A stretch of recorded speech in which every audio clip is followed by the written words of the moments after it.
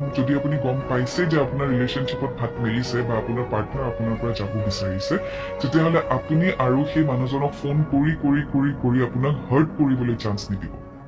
Let them গো, যাবলৈ দিয়ক। আপুনি নিজে নিজে ফোন কৰি সুধি নাথাকিব কিয়, কি কাৰণ, কাৰণ আপুনি উত্তৰ বিচাৰিব দৰকাৰ নাই। তেওঁ উত্তৰ দিয়াটো তেওঁৰ দায়িত্ব। যদি তেওঁ উত্তৰ দিব বিচৰা নাই, তেতিয়াহ'লে আপুনি নিজৰ সন্মান, নিজৰ মৰ্যাদা হেৰুৱাই তেওঁক প্ৰশ্ন সোধাৰ কোনো দৰকাৰেই নাই।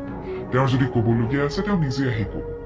আপুনি আপোনাৰ জেগাত একদম ষ্ট্ৰংলি থিয় হৈ থাকক, উইক হৈ নাযাব। আৰু যিদিনাখন উইক হৈ যাব, যিদিনাখন আপুনি বাৰ বাৰ ফোন কৰিব, সেইদিনাখন সেই পাৰ্টনাৰে বা আপোনাৰ পাৰ্টনাৰে আপোনাক কামোৰ হিচাপে লোৱা ষ্টাৰ্ট কৰিব আৰু আপোনাক ব্লক কৰি দিব, আপোনাক অসন্মান কৰিব, আপোনাক যিমান পাৰে বেয়াকৈ হাৰ্ট কৰিব। চ' সেইটো যদি বিচৰা নাই, তেতিয়াহ'লে আপুনি তেওঁ যাব বিচাৰিছে, যাবলৈ দিয়ক। আপুনি কণ্ট্ৰল কৰক, আপুনি ধৈৰ্য ধৰক। তেওঁ উত্তৰ দিব আপোনাক যে তেওঁ কিয় আঁতৰিছে। আৰু যদি উত্তৰ নিদিয়ে আৰু যদি ঘূৰি নাহে, তেতিয়াহ'লে গম পাবই যে this was never going to happen anyway.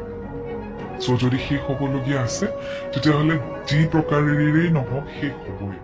লাগি থাকি লাভ।